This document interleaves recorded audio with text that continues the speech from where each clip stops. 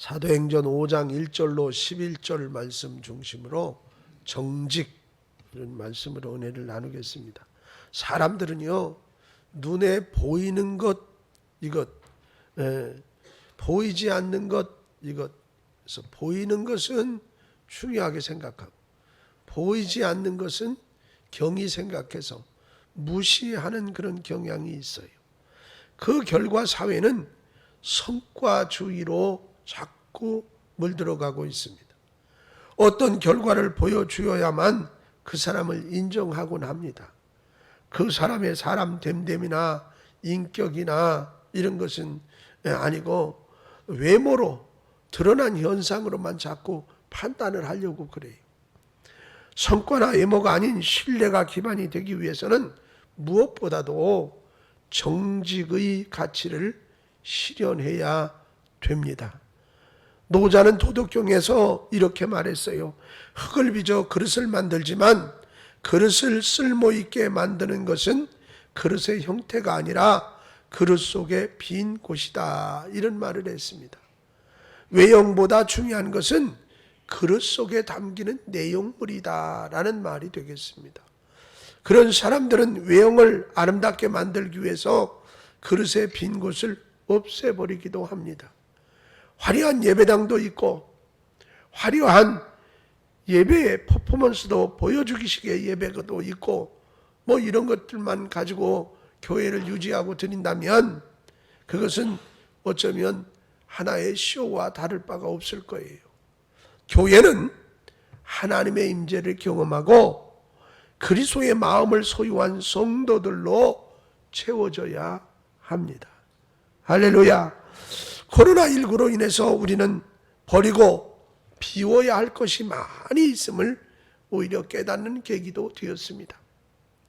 외식하는 바리새인과 서기관처럼 신앙생활을 해서는 안 된다는 것이지요. 믿음으로 산다고 했지만 어려움 앞에 진실된 신앙관이 보여지지를 않습니다. 육안이 아닌 마음의 눈으로 봐야 하는 줄로 믿습니다. 하나님을 사랑하는 마음이 얼마나 우리들의 중심에 들어있는지 우리 스스로를 돌아보아야 하겠습니다.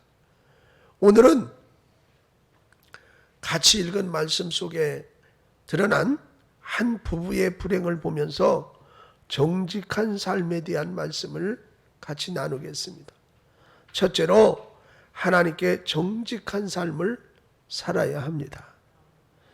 오늘 본문 3절 4절 말씀을 보십시오.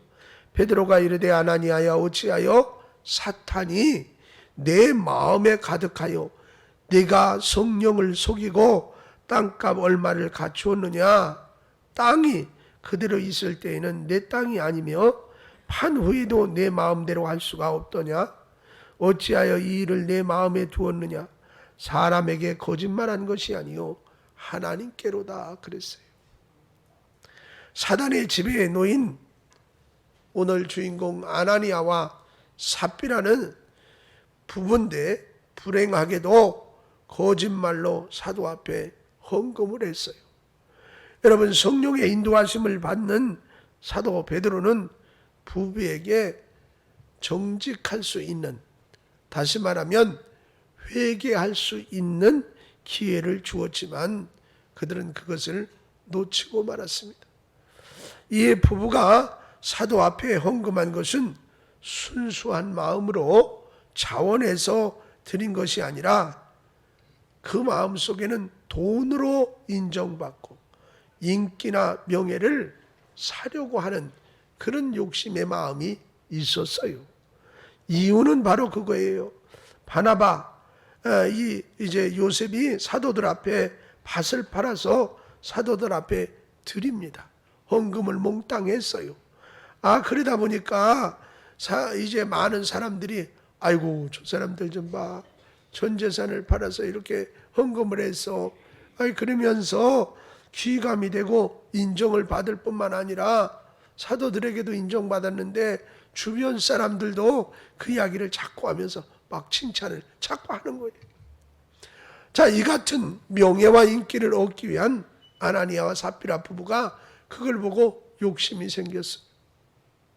시기심이 생겨서 그들도 이제 팔아서 헌금을 했는데 하나님 보시기에 아름다운 헌신이 아닙니까? 어떻게 보면 누가 시키지도 않았는데 아나니아 삽비라도 스스로 욕심이 났든 어쨌든 그런 행위를 한 것은, 여러분, 그런데 중요한 것이 뭐예요? 우리는 중심을 보시는 하나님 앞에 정직함을 보여야 한다는 거예요.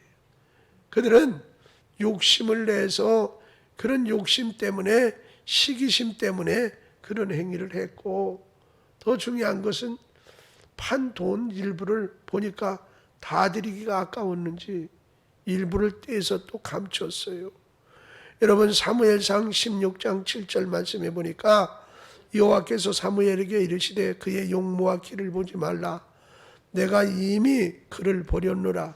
내가 보는 것은 사람과 같지 아니하니 사람은 외모를 보거니와 나 여호와는 중심을 보느니라 하시니라 그랬어요.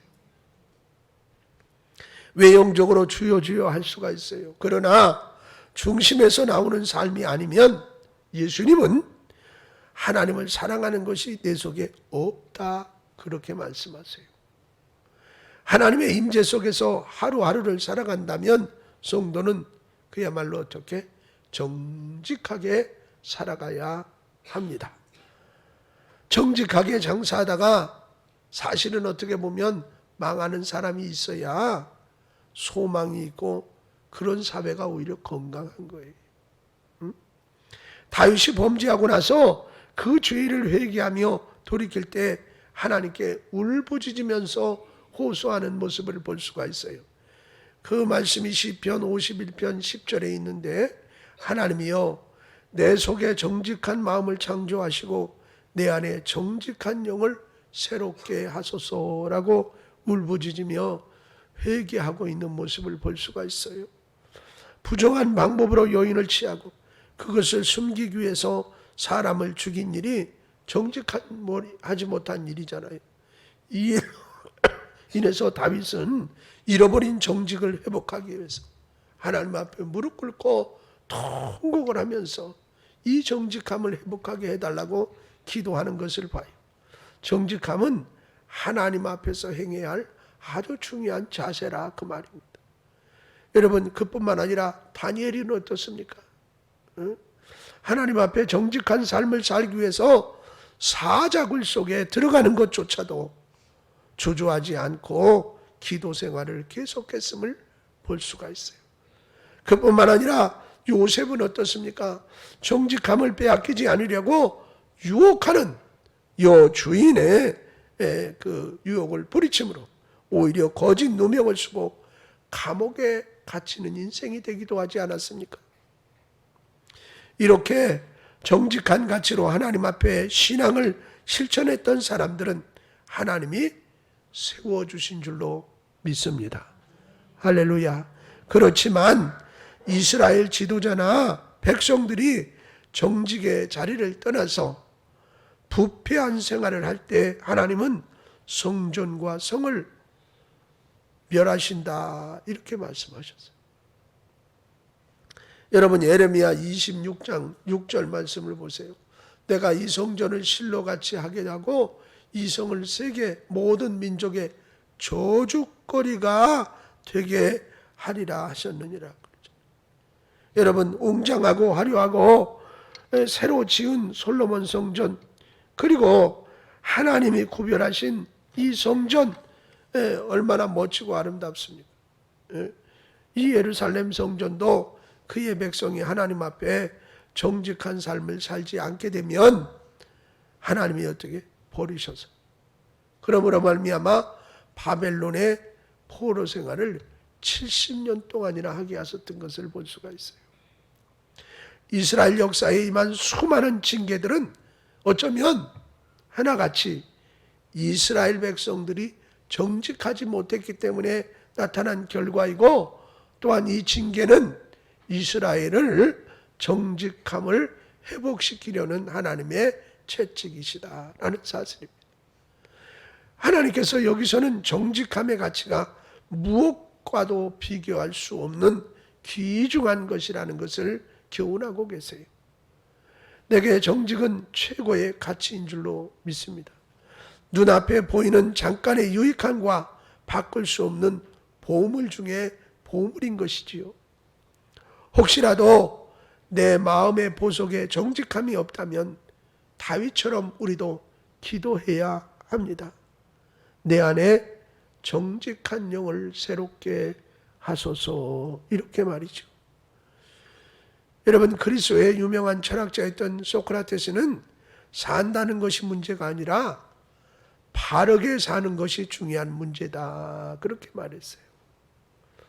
정직은 용기를 필요로 합니다. 진실을 말할 때 우리가 곤란해질 수도 있기 때문이고 손해볼 때도 있기 때문이에요.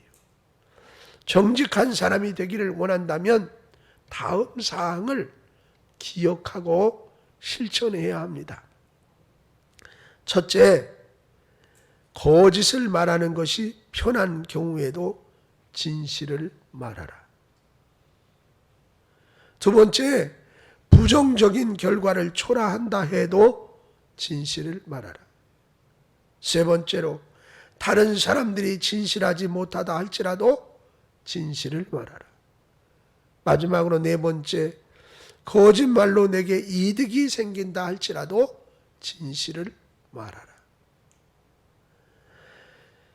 벤자민 프랭클린은 정직은 최선의 정책입니다, 이렇게 말했습니다. 종종 우리는 말과 행동을 절제 없이 하는 것을 정직하다고 착각하는 경우가 있어요. 그러나 다른 사람이 묻지도 않은 일에 대해 섣불리 부정적인 말을 하거나 오해될 수 있는 말을 하지 않도록 우리는 오히려 주의해야 합니다. 남에게 우리 자신의 의견이나 감정을 솔직하게 말하기 전에 먼저 나의 의도를 솔직하게 점검해보는 습관을 가져서 정직한 삶을 실천해야 할 줄로 믿습니다.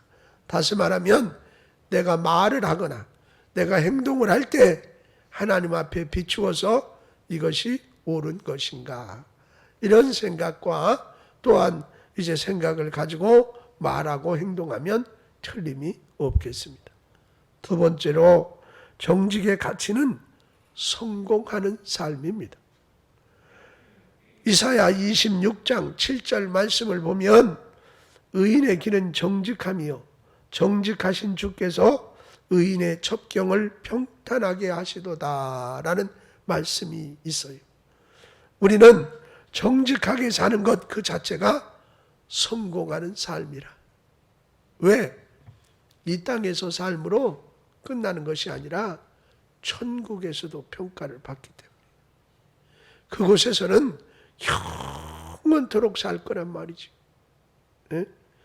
여러분, 정직한 말의 사전적 의미는 뭐냐면 거짓이나 꾸밈이 없는 고든 마음이지만 성경이 말하는 정직은 하나님이 기뻐하시는 삶을 의미해요. 하나님 앞에서 정직할 때 인생이 형통한 것이니까 이 귀한 정직의 가치를 쉽게 포기해서는 안 되는 줄로 믿습니다. 시편 84편 11절에 여호와 하나님은 해요 방패시라. 여호와께서 은혜와 영화를 주시며 정직하게 행하는 자에게 좋은 것을 아끼지 아니하실 것임이니이다 라고 말씀하셨어요. 또 시편 91편 11절에도 이와 같은 말씀을 하십니다. 같이 한번 읽어보세요. 의인을 위하여 빛을 뿌리고 마음이 정직한 자를 위하여 기쁨을 뿌리시는다. 할렐루야. 예일대학에 스테판 카터라는 교수님이 계신데 그는 초등학교 시절 눈을 가리고 술래잡기를 하는 놀이를 교실에서 했대요. 그런데 이 술래잡기를 하는 게임에서 가리개를, 눈 가리개를 허술하게 묶어가지고 눈이 슬쩍 뿌옇게 보이는 거예요. 그래서 이때 친구들은 끝까지 이 친구가 살아남았어. 보이니까 안 잡힐 수 있잖아요. 그러니까 친구들이 야, 너 대단해. 그리고 막 칭찬을 했다는 거야. 그래서 기분이 엄청 좋았는데 담임 선생님이 이 카터를 아이들 앞에 불러내더니 속임수를 쓴 것은 잘못된 것이라고 호되게 야단을 치셨어요. 그러니 이중망신을 당하지 않았어요. 애들이 막 너 대단해 그리고 조금 전에 칭찬해서 으쓱으쓱 했는데 그 자리에서 불러내가지고 애들한테 거짓 행위를 한 것을 얘기했으니 얼마나 망신스러워요. 예? 그런데 이 카터는 수치를 당했지만 그것이 자신을 정직하게 살도록 이끌어 주었고 그 선생님이 한없이 고마웠다라고 훗날에 회상을 하고 있어요. 그러니까 그때 당시에 이 카터가 그것을 비관적으로 받아들였다면 그렇지 않았을 텐데 그 교훈을 잘 받아들였어요. 그래서 앞으로 평생토록 남을 속이지 말고 정직하게 살아야겠구나 결단하는 계기가 됐고 그런 삶을 살았기에 그 선생님이 한없이 고맙다 이 말이에요. 미국의 스탠퍼드 대학의 후보 연구소에 빅터 데이브 헨슨 교수가 있는데 이분이 그런 말을 했어요. 독일이 유럽을 지배하고 있는 비결은 국가 크기, 인구 규모, 군사력 등 외형적인 신뢰가 아닌 독일 국민성이다. 그렇게 말을 했어요. 독일 나라가 크거나 아니면 경제적 능력이 대단하거나 뭐 군사력이 많거나 그래서가 아니라는 거예요. 국민성 때문이라. 여러분, 이러한 독일 국민성에 있어서 최고의 강점이 뭐냐? 정직성이라. 독일에서 가장 큰 욕이 있대요.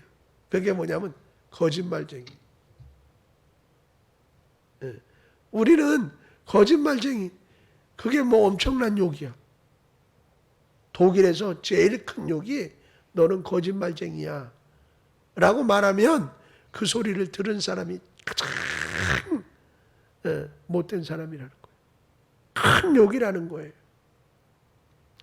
여러분, 독일 아이들은 가정에서 정직을 배우고 초등학교에서 거짓말하는 아이는 친구들이 절대 놀아주지를 않고 왕따를 시킬 정도로요. 우리나라하고 반대야. 여러분, 그래서 독일이 그러한 정직성을 가지고 국민들이 이루어지고 또 삶을 영위하기 때문에 유럽에서 제일 강하다. 그래서 유럽을 움직이는 핵심 위치에 있다라는 겁니다. 여러분, 정직이란 우리의 말과 행동에 있어서 진실성을 말합니다. 속담에 입은 삐뚤어졌어도 말은 어떻게 하라고? 바로 하라고 그랬어요. 바로 하라고. 거짓말하는 것보다 뺨을 맞는 게 낫다. 그런 말도 있고요. 여러분, 도산안정화 선생님은 꿈이라도 거짓말을 했으면 참여하라 이런 말을 했습니다. 정직이란 가치는 점점 주변의 거짓말 속에 빛을 잃어가요. 특히 사업을 하거나 장사를 할 경우 정직해서는 돈을 어떻게 벌어? 라는 선입견이 만들어진 것이 더 무서운 거예요. 저는 잘 모르겠습니다만 그래서 텔레비전에서 이런 오락 프로그램이나 이런 거를 할 때 보면 어린아이들도 젊은이들도 그걸 많이 보잖아요. 그래서 제가 아쉬운 것이 있어요. 막 거짓말하고 막 속여가지고 1등하면 뭘 줘. 이건 나라를 망하게 하는 시작점이에요. 무슨 일이 있어도 정직하게 해가지고 손해를 보더라도 끝까지 정직을 지킨 사람에게 박수를 쳐주는 프로그램을 만들어야지. 남에게 거짓말하고 둘이 동맹매장 그래놓고 뒤돌아서서 거짓말하고 속여먹는 것을 계속 방송을 하면 되겠느냐. 이게 대한민국의 표상이에요. 그러니까 정치인들도 나와서 맨 거짓말만. 공산주의자들처럼. 여러분, 다른 게 문제가 아니에요. 그러니 이 중심을 누가 잡아야 되느냐 이 말이에요. 성도인 우리가 잡아야 돼요. 할렐루야. 정직한 삶을 우리가 정직하게 살고 정직한 삶을 보여야, 그래야 어떻게 중심이 잡혀가는 거예요. 세상의 모든 사람들이 아유 정직해가지고 어떻게 돈을 벌어? 이런 말에 우리도 현혹돼서 동일한 모습을 보여준다면 성도라 말할 수 있느냐 이 말이에요. 여러분, 그렇지만 정직한 사람으로 알려지면 사람들은 그 사람을 믿고 존중하며 존경합니다. 가끔은 오랫동안 장사를 했어요. 몇십 년 몇 대를 거쳐서 했어요. 그런 집에 사람들이 많이 줄을 서서 기다릴 정도로 그래요.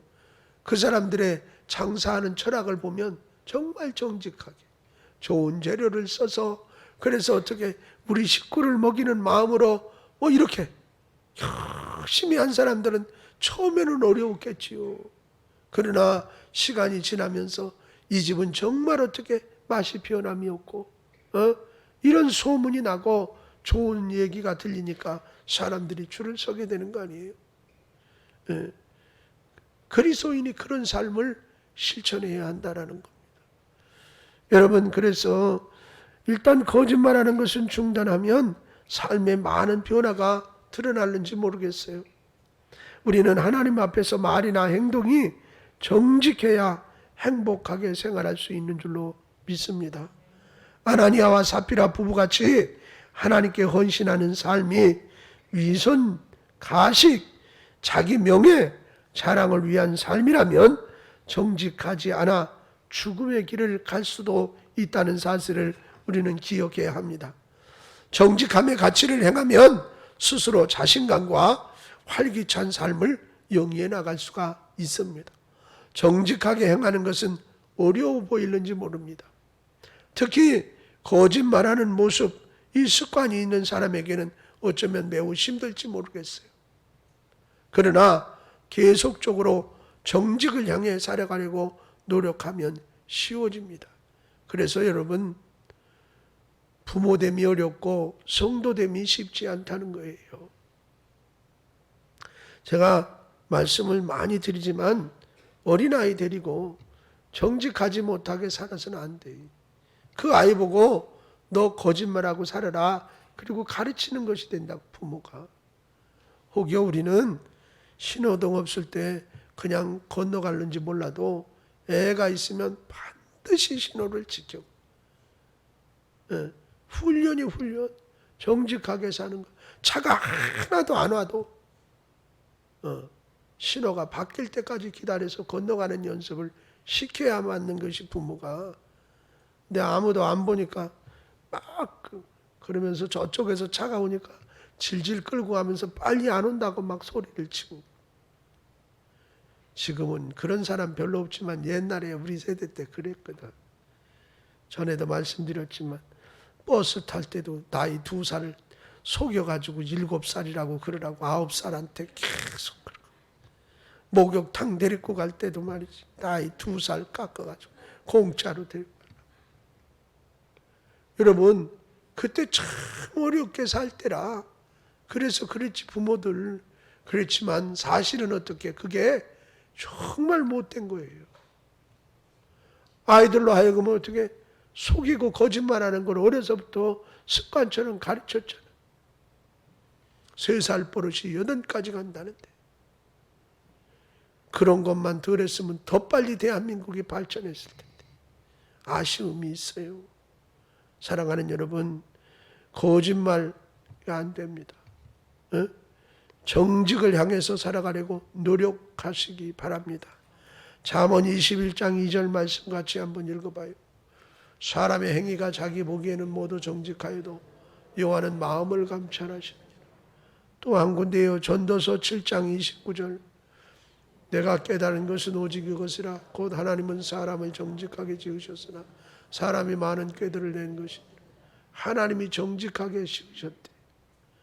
사람은 누구나 실수는 할 수 있어요. 하지만 자신의 잘못을 뉘우치고 바른 길로 가도록 힘쓰는 것이 인간의 존엄과 가치를 높일 수 있는 일인 줄로 믿습니다.